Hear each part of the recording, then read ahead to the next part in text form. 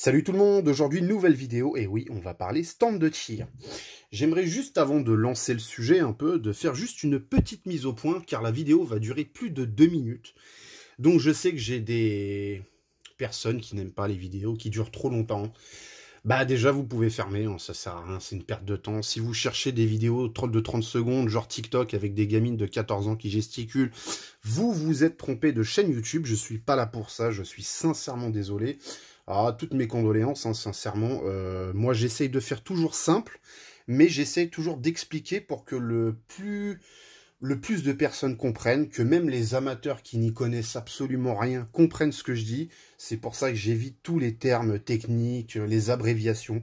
J'essaye toujours de faire le plus simple possible, mais forcément, c'est difficile de faire en dessous de 2 minutes. Donc, je préfère être clair. Si la vidéo dure plus de 2 minutes, de toute façon, vous le voyez, hein, quand vous voyez la vidéo qui s'affiche, la miniature sur YouTube, vous voyez le temps de la vidéo. Donc déjà, elle fera toujours plus de 2 minutes. Donc ça ne sert à rien de regarder.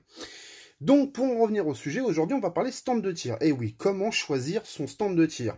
Simplement parce que, bah voilà, je pars du principe que tout le monde a commencé un jour le tir, peu importe la manière. Et l'un des sujets, c'est comment choisir son stand. Alors c'est vraiment une vidéo qui va s'adresser en fait aux futurs tireurs ou aux tireurs qui veulent se lancer par exemple l'année prochaine, à la rentrée de septembre, sur comment choisir, sur quels critères se baser. On est tous passés par là, on a tous fait plus ou moins des erreurs. J'en ai fait quand j'ai commencé le tir il y a 9 ans. Parce que bah, je me suis lancé, je voulais tout de suite aller tirer, donc j'ai pris le premier stand à côté de chez moi qui passait. J'ai été déçu, bah oui, je me suis pas renseigné, enfin je me suis mal renseigné. Petit à petit, bah, j'ai fait la connaissance de gens, j'ai fait la connaissance d'autres stands, j'ai rencontré plein de gens sympas, et c'est là où je me suis dit, en fait, bah, des fois, il faut juste faire quelques kilomètres de plus, et on peut avoir vraiment des stands, mais alors avec des, entre guillemets, des infrastructures qui n'ont rien à voir. Mais ça, vraiment, on va le voir petit à petit. Donc, j'ai fait une liste de critères qui, pour moi, sont les plus importants. Alors, il y a peut-être d'autres choses qui vont vous, en fait, vous êtes propre à vous-même, mais moi, c'est comme ça que je réagis. Donc pour moi, premièrement, la distance. Alors la distance, on va le voir tout de suite sur le site de la Fédération Française de Tir. Donc voilà, donc on se retrouve sur le site de la Fédération Française de Tir, donc très simple à trouver sur Internet, hein, rien de bien compliqué. Là, vous allez pouvoir accéder en fait à toutes les infrastructures, tous les stands de tir disponibles en France, Corse comprise. Il y aura le petit onglet ici qui vous signale où pratiquer. Voilà, donc le site va vous proposer en fait la carte de France qui se situe juste là avec la Corse. Donc par exemple, en fait là vous allez pouvoir constater qu'en Corse, il y a 32 stands de tir. Vous allez pouvoir zoomer suivant la région dans laquelle vous êtes et accéder à chaque ligue. Par exemple pour moi ici, donc ça sera la Ligue régionale de tir d'Île-de-France. Vous allez cliquer, donc déjà on sait qu'en Île-de-France il y a 168 clubs. On va pouvoir cliquer encore une fois. Donc ici, vous allez pouvoir sinon taper votre département. Et en fait, le site va vous trouver aux alentours de chez vous les stands les plus près. Donc là encore, vous pouvez maintenant zoomer et choisir donc par département. Le Val d'Oise qui se trouve en haut. Bon là ici, ça va être le 27 et le 60. Mais voilà, là, par exemple, ça va être le 78, etc. Là, tous les stands, alors, il faut lui laisser un peu de temps au site, hein, en même temps, d'afficher tous les stands de tir. Alors, en bas, là, par exemple, vous allez avoir par département tous les stands, la liste de tous les stands. Mais sinon, bon, par exemple, si vous êtes à Rambouillet, bah, le stand le plus près, ça va être celui-là. Société de tir L'Espérance. Vous pouvez cliquer. Et là, vous allez avoir les informations du stand qui vont apparaître, avec, par exemple, le site web du club et le nom du président. Après, vous aurez juste à cliquer, en fait, alors je ne sais pas si celui-là il est valide, mais vous allez pouvoir cliquer par exemple sur le site du club et vous allez pouvoir voir toutes les informations principales, par exemple les heures d'ouverture, tout ça.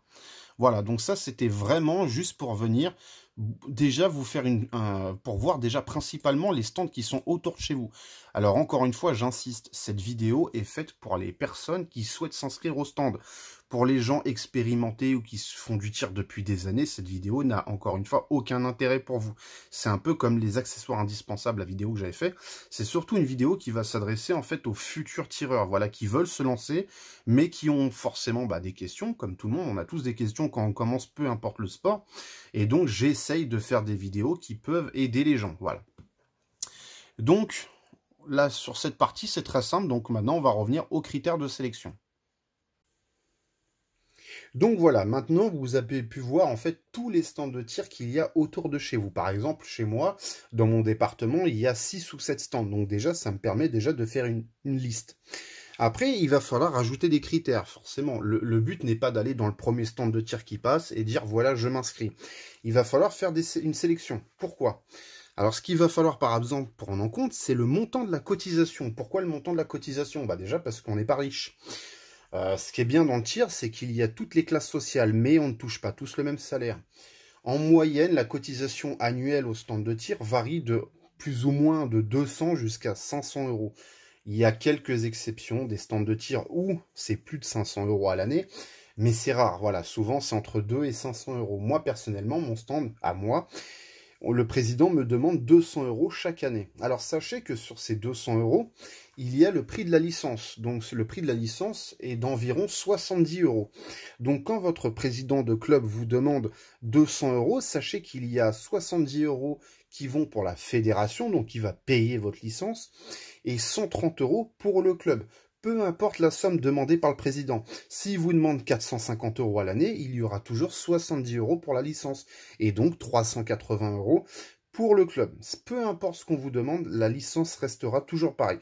Ça peut varier de temps en temps, la licence peut augmenter. Par exemple, quand ils ont construit le stand de tir de Châteauroux, par exemple, ils ont demandé un effort. Enfin, ils se sont rattrapés sur le prix des licences pour un stand qu'on n'ira jamais tirer là-bas. Mais bon, c'est histoire de dire on a participé. J'y foutrais jamais les pieds, sincèrement, mais bon, bref. Voilà, c'est histoire de dire on a participé à l'effort de guerre. Hein. C'est comme ça qu'on nous l'a vendu. Donc après, second critère, le passage obligatoire par le tir à air comprimé. Alors là, c'est pareil. Hein. Il y a deux écoles. Il y a ceux qui vont dire oui, mais c'est important parce que c'est là où on va apprendre les fondamentaux. Je suis parfaitement d'accord, on apprend la respiration, le lâcher, on apprend beaucoup de choses, mais je sais que ça peut frustrer certaines personnes. Moi, en l'occurrence, j'ai fait 6 mois de plomb. Arrivé aux 6 mois, bon, c'était une overdose de plomb, hein, sincèrement. Au début, c'était marrant, quand vous débutez, c'est marrant, parce que, voilà, hein, vous êtes avec d'autres gens, vous essayez de faire mieux que les autres, etc. Mais ça, c'est au début. Puis après, vous commencez à acheter une 22, puis après, vous achetez un semi en calibre 12, puis après, vous achetez... Et au final, vous ne pouvez pas tirer parce qu'il faut attendre ces 6 mois-là. Donc là, encore une fois, ça, c'est pas obligatoire. Ça, c'est vraiment c'est chaque stand. En fait, chaque président fait absolument ce qu'il veut du stand. Donc, c'est-à-dire qu'il y a des présidents qui vont imposer le passage à l'air comprimé et d'autres pas du tout. Encore une fois, cette information-là, faut demander au stand. Soit c'est marqué sur le site, soit il faudra vous déplacer ou vous téléphoner pour savoir si c'est obligatoire ou pas. Je sais qu'il y a certaines personnes que ça peut bloquer. Quatrième critère, les jours et heures d'ouverture. Forcément, ça compte, parce que ça, va falloir faire par rapport à votre emploi du temps, par rapport à votre travail. Moi, personnellement, je travaille la semaine, donc il me faut un stand de tir qui soit ouvert le week-end. En l'occurrence, j'ai pris un stand qui est ouvert samedi-dimanche, c'est très bien. Certains stands sont même ouverts tous les jours. Mon premier stand était ouvert tous les jours, sauf le mercredi. Tous les jours de la semaine, donc là, si le stand n'est pas loin du boulot, c'est nickel, le soir après le boulot. Mais ça, c'est pareil, ça à prendre en compte. Alors souvent, les heures et les jours d'ouverture sont stipulés sur les sites internet des clubs, donc ça, c'est pas compliqué à chercher. Après... Caractéristiques du stand, distance et nombre de pas de tir. Alors ça, c'est important aussi, parce que forcément, la distance suivante, voilà, moi personnellement, je suis plus carabine, voilà. Donc forcément, je cherche un stand avec au moins 50, 100 mètres, voire plus. Si vous êtes plutôt quelqu'un qui va aimer les armes de poing, type revolver ou pistolet, tout de suite, un stand de tir avec 25-50 mètres, c'est parfait, ça vous suffira largement. Un bon 25 mètres en intérieur, si vous êtes tireur arme de poing, c'est parfait. Mais bien sûr, si vous allez commencer dans la carabine et vous lancer petit à petit dans du gros calibre, peu importe, du 308, du 30-06 ou même au-dessus, il va vous falloir un peu plus de distance. Moi, perso, mon stand a un 10 mètres, 25, 50, 100 et 300 mètres. Donc là, déjà, 300 mètres, il y a vraiment de quoi s'amuser. Peu importe le calibre que vous avez, déjà, c'est déjà pas mal. Alors après, si on a plus, c'est tant mieux pour vous. Mais déjà, sachez qu'avec 300 mètres, il y a de quoi déjà se lancer des petits... voilà, c'est déjà pas mal pour s'amuser. Les calibres autorisés, alors ça, c'est pareil. C'est pour moi l'un des critères les plus importants. Encore une fois, chaque président fait ce qu'il veut du stand de tir qu'il dirige. Ça, je le sais parce que je l'ai vécu. Hein, c'est du vécu, encore une fois. Il se passe pas que des trucs bien dans ma vie, hein. Le premier stand, par exemple, alors le stand actuellement dans lequel je suis, comme je vous ai dit, on a de 10 à 300 mètres. Le président de club est très ouvert, il est très, voilà, il va vers les tireurs. On voit qu'il veut faire évoluer le tir sportif en France. Alors attention, hein, toujours dans le respect, les règles de sécurité et tout ce qui s'ensuit. Mais on voit que il a su, malgré son âge, alors attention, si regarde ma vidéo, je dis pas que t'es vieux, mais il a su évoluer avec son temps. Et alors ça, c'est important, un président qui sait évoluer avec son temps. C'est-à-dire, il n'est pas resté dans le tir d'il y a 50 ans. Il a vraiment su, en fait, comprendre les tireurs, ce que les tireurs attendent aujourd'hui. Et donc, il a vraiment réussi à faire évoluer le club. Et en fait, sincèrement, bah, l'ambiance, donc le critère qui sera juste après, bah, on voit tout de suite, il y a une super, j'allais dire putain d'ambiance, bah oui, voilà. C'est vraiment génial pour ça. Mais ça, c'est vraiment pour moi le critère le plus important, parce qu'encore une fois, chacun fait ce qu'il veut. Le premier club dans lequel j'étais, en armes de poing, on avait le droit seulement, avec des munitions manufacturées, donc on s'en fout, c'est du 22, mais avec des munitions achetées dans le commerce, donc des munitions manufacturées, on avait le droit seulement aux 22 long rifles, 38 spéciales et 9 mm en munitions manufacturées. Si on voulait tirer au 45 ACP, 357 Magnum et 44 Magnum, il fallait absolument recharger de la munition soft.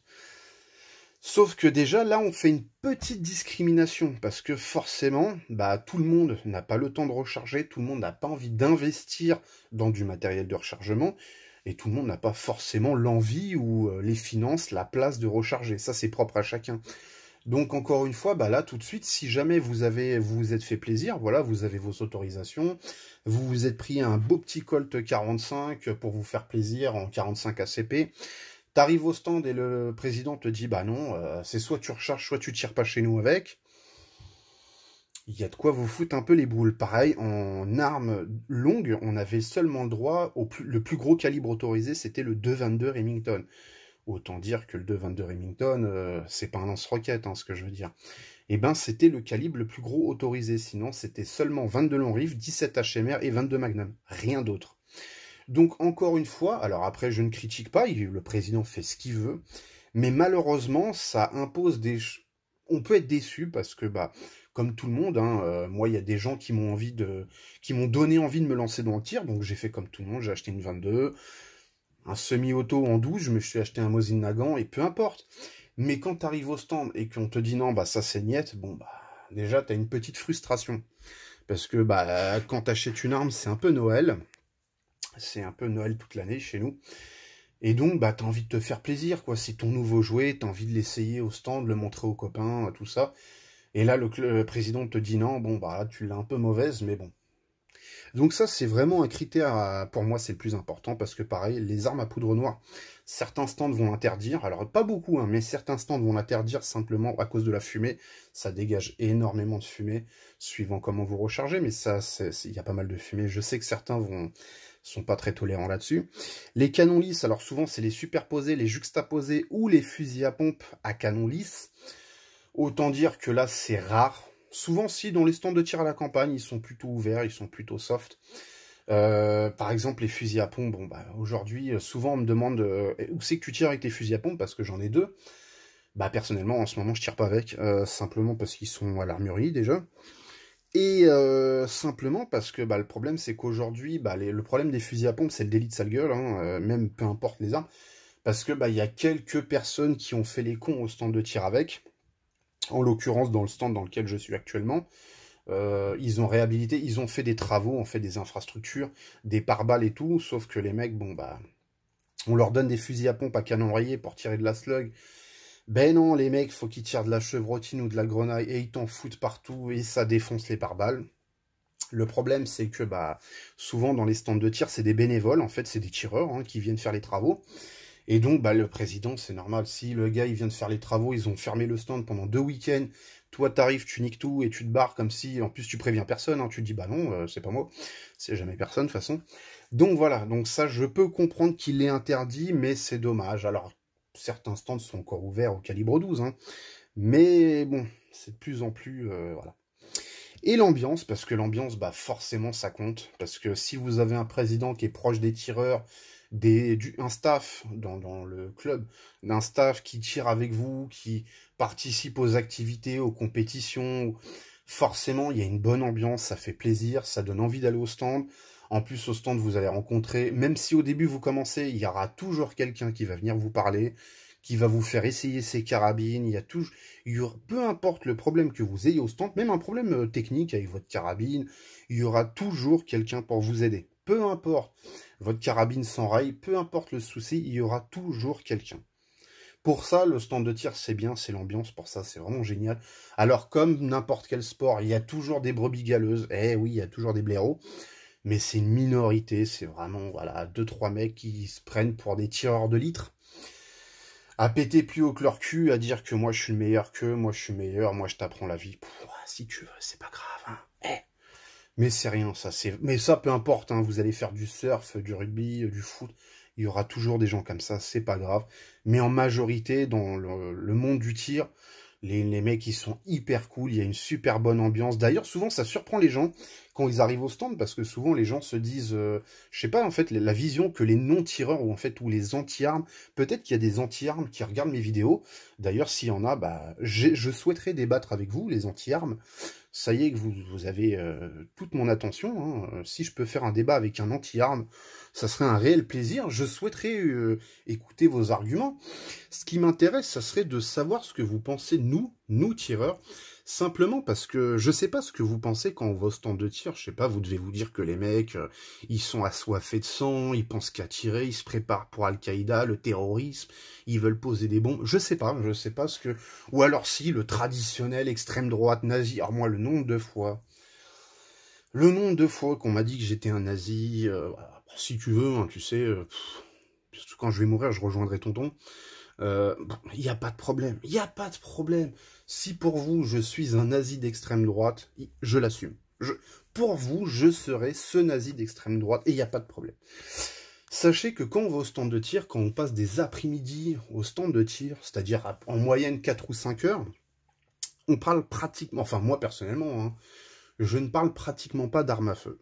Je vais avec les gens, on parle de la météo, on parle du boulot, on parle de tout et n'importe quoi, des fois surtout de n'importe quoi, mais pratiquement pas d'armes à feu. On vient pour tirer parce qu'on se fait plaisir, on essaye toujours de s'améliorer, on se lance des petites compétitions entre nous, alors des trucs à la con, mais c'est entre nous.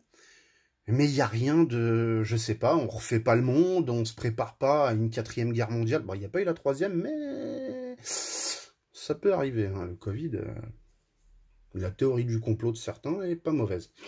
Et donc voilà, je sais pas à quoi certains, voilà, mais bon, si jamais un anti-arme passe par là, tu es le bienvenu aussi sur ma chaîne, abonne-toi, laisse un commentaire et je me ferai un plaisir de répondre à toutes tes questions. Et donc le dernier chiffre, donc c'est le nombre de stands en France, Corse comprise. Donc ça c'est les chiffres de la fédération. Il y a 1621 clubs en France. Alors ce sont les chiffres donnés par la Fédé. Normalement, si sur 1621 clubs vous ne trouvez pas votre bonheur, c'est que vous n'êtes pas fait pour le tir.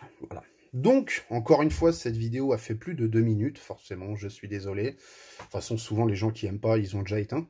Donc, j'espère que cette petite vidéo vous aura plu. J'espère surtout qu'elle aura pu aider de futurs tireurs à choisir une base, en fait, de critères et qui auront pu, je vous souhaite, hein, de trouver un excellent club, un très bon stand avec un président ultra sympa et que vous allez partager notre passion, en fait, que vous allez venir. De toute façon, plus on est nombreux... Actuellement, aujourd'hui, on est un peu plus de 200 000 licenciés à la Fédération française de tir. Alors, on est très loin du chiffre des chasseurs, hein, qui ont dépassé le million et tout. Nous, on est encore loin, mais ce que je veux dire, c'est que voilà, c'est un sport comme un autre. Pourquoi pas, venez et au moins essayez. Sachez que certains stands organisent de temps en temps des portes ouvertes.